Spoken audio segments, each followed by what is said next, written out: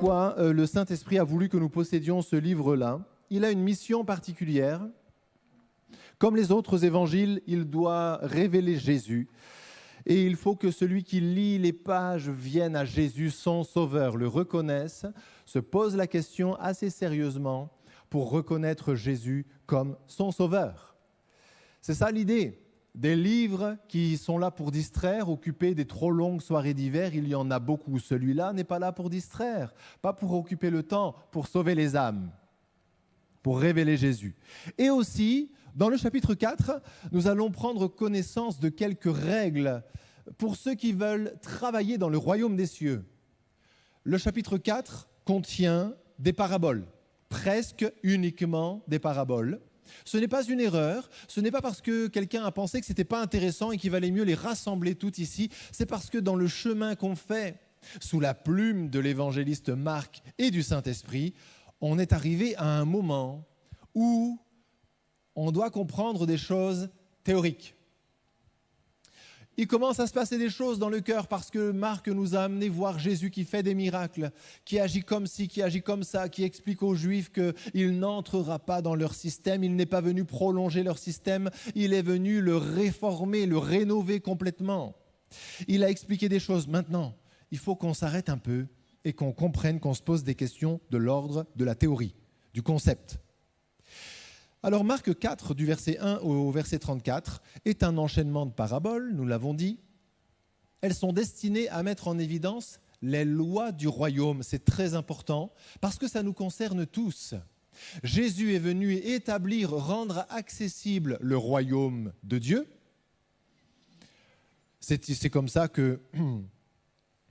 qu'il est mentionné dans différentes paraboles. C'est introduit en disant « Il dit encore, il en est du royaume de Dieu comme ». Et il explique comment ça fonctionne dans le royaume de Dieu. Parce qu'il y est, il explique donc pourquoi il fait certaines choses. Il explique les choses aussi pour ceux qui sont en train de toucher du doigt le royaume de Dieu au travers de l'œuvre de Jésus. Et Jésus leur explique comment il faut comprendre ce qui est en train de se passer dans leur cœur. Mais c'est aussi utile pour nous. Parce que nous sommes aussi dans le royaume de Dieu, non seulement comme des personnes sauvées, mais comme des personnes appelées à entrer dans l'œuvre, à passer à l'action. Et là, les choses que Jésus rend évidentes au travers de ces paraboles sont utiles pour nous aussi. À trois raisons, les paraboles sont utiles. Elles ont trois niveaux de lecture. Elles expliquent ce que Jésus fait. Elles aident les personnes qui lisent l'Évangile à comprendre ce qui se passe dans leur cœur, comment le royaume des cieux est en train de s'établir dans leur cœur. Et elles aident aussi les ouvriers du royaume de Dieu à travailler correctement dans le royaume de Dieu. Alors nous allons commencer avec une parabole que vous connaissez. Elle occupe déjà les 20 premiers versets du chapitre 14. Faisons la lecture ensemble. Jésus se mit à nouveau à enseigner au bord de la mer. Une grande foule s'étant assemblée auprès de lui, il monta et s'assit dans une barque sur la mer. Toute la foule était à terre sur le rivage et il leur enseigna beaucoup de choses en paraboles et il leur dit dans son enseignement, 2 points, « Écoutez, un semeur sortit pour semer. Comme il semait, une partie de la semence tomba le long du chemin. Les oiseaux vinrent et la mangèrent. Une autre partie tomba dans un endroit pierreux où elle n'avait pas beaucoup de terre. Elle leva aussitôt parce qu'elle ne trouva pas un sol profond, mais quand le soleil parut, elle fut brûlée et sécha, faute de racines. Une autre partie tomba parmi les épines. Les épines montèrent et l'étouffèrent, et elle ne donna point de fruits. Une autre partie tomba dans la bonne terre et donna du fruit, qui montait et croissait, et elle rapporta 30, 60 et 100 pour un. Puis il dit, que celui qui a des oreilles pour entendre, entende. Lorsqu'il fut à l'écart, ceux qui l'entouraient, avec les 12, l'interrogèrent sur les paraboles. Il leur dit, c'est à vous qu'a été donné le mystère du royaume de Dieu. Ce sont donc les paraboles du royaume, les mystères du royaume de Dieu expliqués en paraboles. C'est à vous qu'a été donné le mystère du royaume de Dieu, mais pour ceux qui sont dehors, tout se passe en parabole, afin qu'en voyant, ils voient et n'aperçoivent point, et qu'en entendant, ils entendent et ne comprennent point, de peur qu'ils ne se convertissent et que les péchés ne leur soient pardonnés. Il leur dit encore, vous ne comprenez pas cette parabole? Comment donc comprendrez-vous toutes les paraboles? Le semeur sème la parole. Les uns sont le long du chemin où la parole est semée. Quand ils l'ont entendue, aussitôt Satan vient et enlève la parole qui a été semée en eux. Les autres, pareillement, reçoivent la semence dans les endroits pierreux. Quand ils entendent la parole, ils la reçoivent d'abord avec joie, mais ils n'ont pas de racine en eux-mêmes, ils croient pour un temps, et dès que survient une tribulation ou une persécution à cause de la parole, ils y trouvent une occasion de chute. D'autres reçoivent la semence parmi les épines. Ce sont ceux qui entendent la parole, mais en qui les soucis du siècle, la séduction des richesses et l'invasion des autres convoitises étouffent la parole et la rendent infructueuse. D'autres reçoivent la semence dans la bonne terre. Ce sont ceux qui entendent la parole, la reçoivent et portent du fruit 30, 60 et 100 pour un. Amen. Bien, normalement, ce n'est une découverte pour personne ici, cette parabole, nous la connaissons, nous en connaissons l'histoire. Et ce texte-là, à bon escient d'ailleurs, a été utilisé pour présenter l'Évangile et interpeller les personnes, un auditoire d'évangélisation par exemple, sur les dispositions de nos cœurs.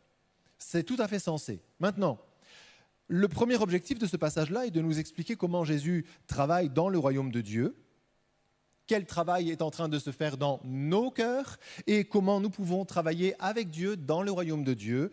Et c'est là, ça nous a été donné pour ça.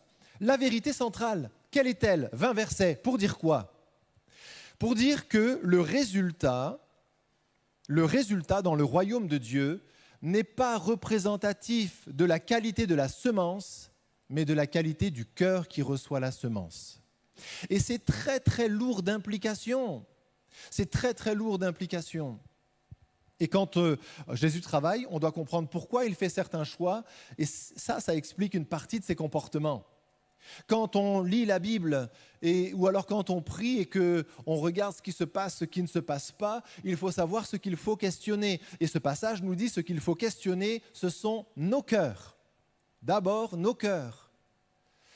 Le résultat ne change pas, disons, en raison de la qualité de la semence, mais de la qualité du terrain qui reçoit la semence. Et lorsque nous travaillons, nous, dans l'évangélisation, par exemple, et que nous semons, nous devons semer, mais avec, c'est particulier de le dire comme ça, avec un relatif, avec une implication et un relatif détachement. Parce que nous ne savons pas ce qui réussira. C'est pourquoi la parole, un peu plus loin, dit « Dès le matin, sème ta semence, jette ta semence, et le soir, ne laisse pas reposer ta main, car tu ne sais ce qui réussira, ceci ou cela, ou si les deux sont également bons. » Et on ne sait pas, dans le royaume de Dieu, on ne sait pas, mais on a la semence sans mesure, le Seigneur nous la donne, et il faut la jeter sur tous les cœurs, en sachant que le résultat n'est pas représentatif de la qualité de la semence, mais du cœur. Ainsi, l'évangile du royaume révèle les cœurs, la nature et l'état des cœurs, et sa puissance ou son authenticité ne peuvent pas être remises en question par le mauvais résultat qui serait produit dans un cœur. Nous ne pouvons pas, nous qui sommes des semeurs aujourd'hui, nous laisser alarmer, nous laisser questionner sur les mauvaises choses. Nous devons semer l'évangile en sachant que ça lèvera dans certains cœurs, ça ne lèvera pas dans les autres. Et c'est ainsi. Ce n'est pas une anomalie. Le Seigneur travaillait ainsi. Jamais on ne voit Jésus s'installer dans un village jusqu'à ce qu'il ait convaincu tout le monde. Il sème la semence. Chacun ayant fait des choix dans son cœur offre à la semence de l'Évangile une qualité de terre, de terrain variable, et l'effet se produit ou ne se produit pas. Et nous devons, nous aussi, dans l'évangélisation, être en accord avec cette loi-là. Dans nos familles, il faut que nous soyons à la fois passionnés et modérés. Parce que parfois, à vouloir absolument planter la semence, on revient encore et à la fin, on plante à la pioche. C'est dur, mais on y va à la pioche. Et dans le trou qu'on a réussi à faire à la pioche, on met la graine quand même, mais ça ne pousse quand même pas. Parce qu'il y a des ronces, parce qu'il y a des pierres, parce que le terrain est ce qu'il est. Et la parabole ici du royaume nous interpelle en disant « Tu dois accepter qu'en un temps donné, sachant que dans un autre temps les choses peuvent changer, que dans un temps donné, même la bonne semence ne porte pas de fruit dans un cœur dans lequel pourtant tu voudrais qu'elle porte du fruit. Et Jésus nous rappelle, nous qui travaillons dans le royaume, quand vous entrez dans un village, dites d'abord que la paix soit sur cette maison, sur cette ville, etc. Dites ce que vous avez à dire si on ne reçoit pas votre message. Résistez à la tentation d'entrer dans les combats d'arguments et tout cela. Dites à la population ce que vous faites en rejetant l'évangile, c'est grave. Et nous vous rendons la responsabilité de votre position en secouant jusqu'à la poussière de votre ville qui se serait attachée à nos pieds. C'est dangereux ce que vous faites, c'est grave ce que vous faites. Aujourd'hui, ça n'a aucun sens. Si vous sortez de camp et au moment où vous avez le panneau de sortie d'agglomération, vous descendez de la voiture, vous brossez sous vos semelles et vous allez plus loin, ça ne parlera à personne. Personne n'a fait ça. Ça va? Personne n'a fait ça. Ok. Mais à cette époque-là, c'était un signal pour dire nous nous détachons, votre responsabilité est grande et nous ne voulons pas être mêlés au compte que vous aurez à rendre avec tout ça. Sachez que nous, on est pur envers vous. On vous laisse jusqu'à la poussière qui vous appartient. Nous partons parce que c'est dangereux. Ce que vous avez fait est vraiment dangereux. Il faut que nous puissions intégrer ça dans notre façon de semer. Parce que nous semons parfois de manière très inégale. Il y a des bonnes terres qui ne sont pas ensemencées parce qu'il y a des terres pierreuses ou envahies de mauvaises herbes qu'on sate semences à la surface.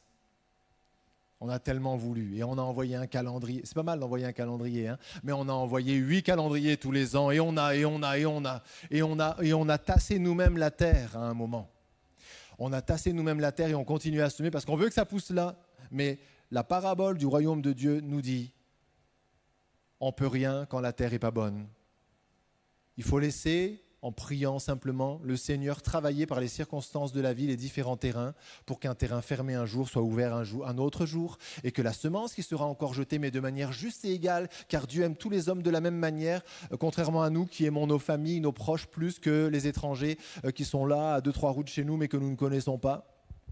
Et ça, il faut le rééquilibrer. La parabole du royaume vient nous dire, attention, si tu tiens compte de ça, il faut que tu sèmes partout équitablement, ça poussera quand ce sera le bon moment, dans la bonne terre, dans le bon terrain. La mission des semeurs de la parole est d'en jeter partout. Après quoi vient une forme d'abandon, dont on parlera encore tout à l'heure par la suite, de lâcher prise, qui permet d'aller semer ailleurs.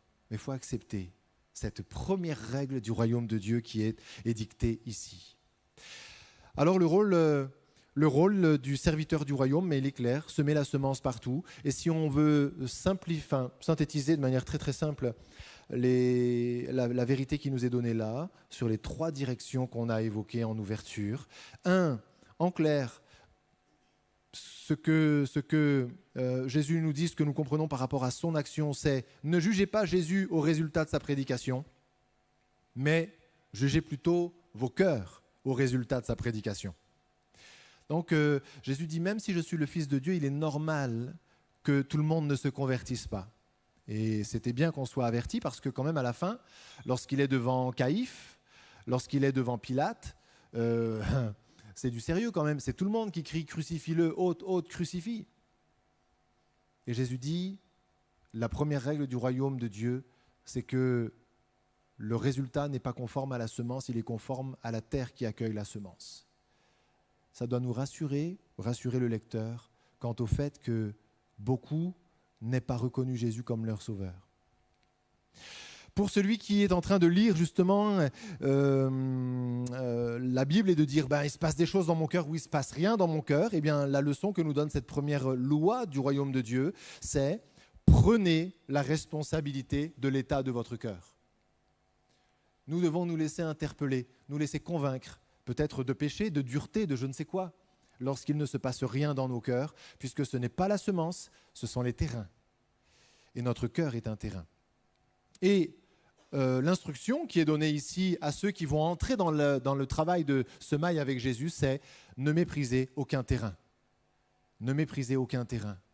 Semez partout également, sachant que ça poussera là où ça doit pousser. On continue après, c'est beaucoup plus court, la lampe et le chandelier. Nous sommes au verset 21. Jésus leur dit encore, apporte-t-on la lampe pour la mettre sous le boisseau, on va dire sous le seau de bois, pour bien se comprendre, ou sous le lit? N'est-ce pas plutôt pour la mettre sur le chandelier? car il n'est rien de caché qui ne doive être découvert, rien de secret qui ne doive être mis au jour. Et si quelqu'un a des oreilles pour entendre, encore une fois, qu'il entende. Mais ça ne s'arrête pas là.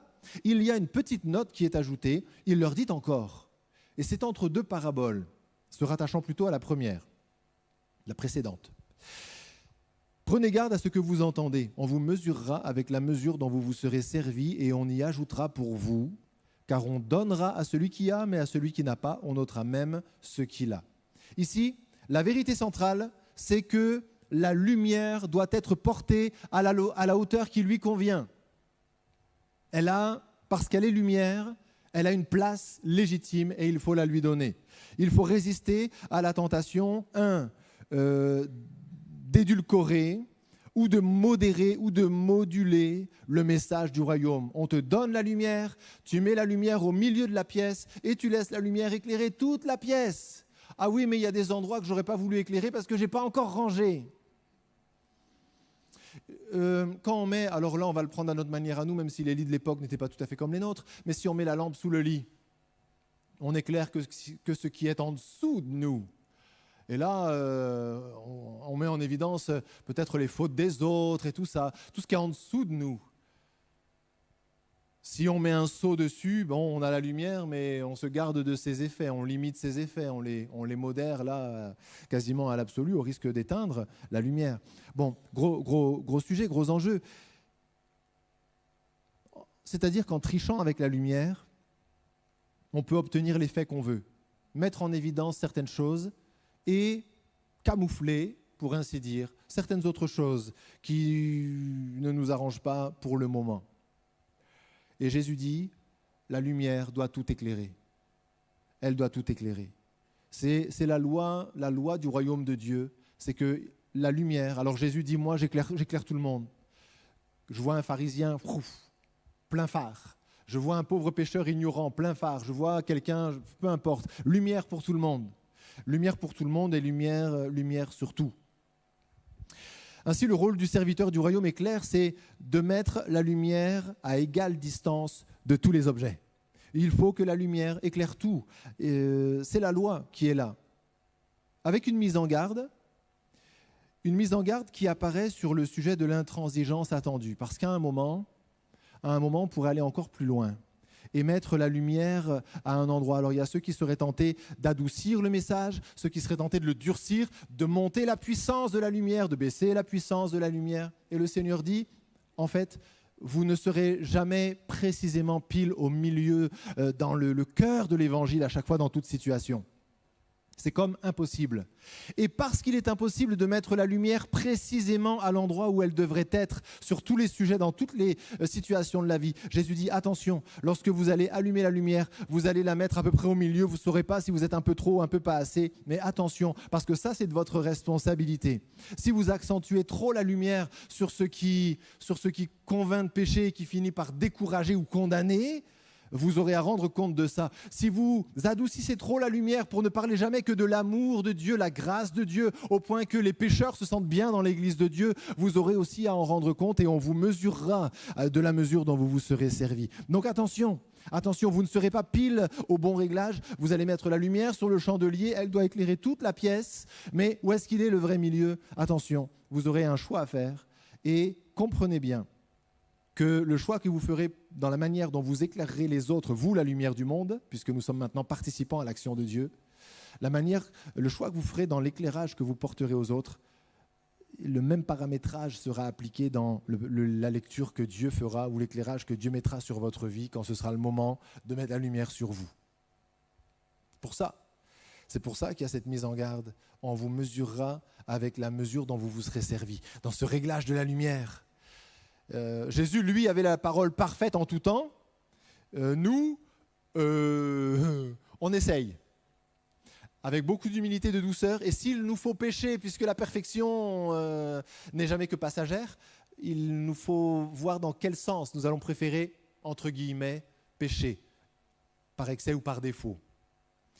À ce titre, mieux vaut être légèrement dans un excès de grâce que le Seigneur peut corriger que dans un excès de dureté qui ne ressemblerait plus aux propos et à l'évangile du Seigneur. Donc, Donc, en clair, 3 axes. Jésus, dans les évangiles, prend la place centrale parce que c'est la place de la lumière et il est la lumière. Donc il dit voilà pourquoi je prends la place centrale, je suis la lumière. À ceux qui lisent l'évangile, ce passage dit mettez Jésus au centre et non en sous-priorité, sous boisseau, sous lit, sous quelque part. Laissez-le briller, laissez-le tout éclairer. Il faut que vous acceptiez les 2 aspects ou les 2 effets de la lumière. Celui qui vous rend fier parce que la partie qui est éclairée, elle est belle, et celui qui vous rend confus parce que la partie qui est éclairée, là, elle n'est pas terrible. Il faut accepter les 2. Lorsque l'Évangile commence à vous questionner, laissez-vous éclairer par toute la lumière. Voilà ce que ce passage dit au lecteur de l'Évangile, qui commence à se sentir peut-être un peu mal en présence de Jésus. Et à celui qui s'aime, qui est en fait le chandelier qui porte la lumière qui est Jésus, même si nous sommes la lumière du monde, nous le sommes parce qu'il est en nous. Le chandelier porte la lumière. Et il faut qu'il se souvienne qu'il la porte, mais ne la commande pas. C'est Jésus qui doit être mis au centre et c'est à ça que servent les chandeliers que nous sommes. On continue avec une petite parabole encore, verset 26. Jésus dit encore, il en est du royaume de Dieu, encore une fois, comme quand un homme jette de la semence en terre, qu'il dorme ou qu'il veille, nuit et jour, la semence germe et croît sans qu'il sache comment. La terre produit d'elle-même d'abord l'herbe, puis l'épi, puis le grain tout formé dans l'épi. Et dès que le fruit est mûr, on y met la faucille, car la moisson est là. C'est la loi qu'on pourrait appeler la loi du processus. Et la vérité centrale ici, c'est que lorsque le processus est initié, la bonne posture pour le semeur, les semeurs que nous sommes, la bonne posture, c'est le repos de la foi. Ça ne veut pas dire qu'il est interdit de garder le contact, mais la bonne posture, c'est le repos de la foi. On fait souvent un bien meilleur travail dans le repos de la foi que dans la tension de l'inquiétude. Et on est, en l'occurrence, particulièrement inquiet en ce qui concerne les personnes qui nous sont chères. Alors le repos de la foi, c'est vraiment un bon conseil pour nous. Quand un homme jette de la semence en terre, qu'il dorme ou qu'il veille, finalement, quoi qu'il fasse, ça n'a plus aucun impact. Ça ne dépend plus de lui. C'est le processus. Il y a un processus qui a été enclenché quand la semence a touché la terre et il faut laisser le processus suivre son cours. Une mesure de repos. Pour nous qui nous sentons tellement responsables de sauver le monde, et nous sommes responsables non pas de sauver le monde, mais de semer dans le monde entier. Et à la croisée des 2, il faut trouver l'équilibre. Donc, quand on a semé, réjouissons-nous et entrons dans le repos de la foi. Dans ce repos de la foi, nous ne nous usons pas. Et nous pouvons aller avec la même joie vers un autre terrain et jeter encore de la semence avec générosité et adresse. Le semeur ne fait pas. Il dort. Il ne sait même pas, précise le passage, comment ça marche. Et à vrai dire, il s'en fiche. Lui, tout ce qui lui va, c'est l'émerveillement de « Oh !» C'est tout, il ne sait pas comment ça marche, mais il trouve ça merveilleux. Et puis bien sûr, il sait que ça promet derrière une moisson qui assurera la mesure de joie à laquelle on aime goûter de temps en temps aussi en tant que semeur et moissonneur. Alors, le semeur ne fait pas, il ne sait pas, mais la vie se développe tout de même. Attention de tout faire dépendre de notre niveau de maîtrise ou de compréhension. L'œuvre de Dieu se fait à partir du moment où nous semons la bonne nouvelle de Dieu qui a tant aimé le monde qu'il a donné son Fils Jésus pour que nous puissions être secourus dans nos douleurs, nos péchés, nos difficultés, nos craintes. Et c'est parti, c'est parti. Rien qu'avec ça, c'est parti. On ne sait pas où ça va aller, on ne sait pas trop comment ça marche, mais c'est parti. Alléluia. Le développement de la vie passe parfois par des crises, des poussées de croissance, des passages à vide. Nous, on est juste les semeurs. Et on laisse le Créateur de la vie conduire les choses. On fait confiance au processus. Pas de contrôle ici, pas de stratégie ici, juste un abandon. J'ai jeté la semence. Alléluia, Seigneur. Tes promesses sont là pour me donner le repos de la foi. Après que le processus est opéré, que la croissance se soit faite, revient un autre processus, une autre action humaine, c'est la moisson. On construit des greniers, ça c'est très très très intentionnel. On va travailler pour moissonner. C'est une autre action, il y a une autre part derrière. Mais au sujet de la semence, on jette et c'est fait. En clair donc, ici Jésus reste centré sur sa mission de semeur. C'est sa mission. Et il ne s'inquiète pas des terrains sur lesquels il était hier, avant-hier et avant-avant-hier. Il est de tout cœur là, dans le temps présent, parce qu'il a confié la semence à la loi du processus de la vie que Dieu a mise dans sa parole.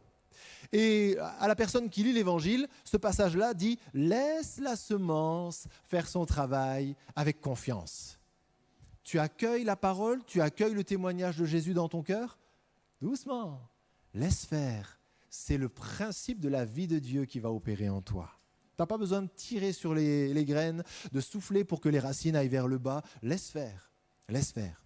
Et puis, vous qui semez beaucoup, vous qui mettez tout votre cœur dans votre travail de semeur, restez dans le repos de la foi. Voilà les 3 orientations. Et on va terminer avec la dernière parabole, celle dite du grain de moutarde. Il dit encore: à quoi comparerons-nous le royaume de Dieu ? Ou par quelle parabole le représenterons-nous ? Il est semblable à un grain de sénévé, donc de moutarde, qui lorsqu'on le sème en terre est la plus petite de toutes les semences. Ça, c'est une accentuation intentionnelle. Il est la plus petite de toutes les semences qui sont sur la terre, ce qui n'est pas tout à fait juste dans l'aspect métrologie, mesure. Mais lorsqu'il a été semé, il monte, devient plus grand que tous les légumes et pousse de grandes branches en sorte que les oiseaux du ciel peuvent habiter sous son ombre. Voilà un petit peu un mystère dans ce potager. On sème un grain de moutarde, il pousse un arbre. Alors la vérité centrale, elle est facile à capter si on ne se complique pas trop l'esprit. C'est simplement: ne méprisez pas les petits commencements.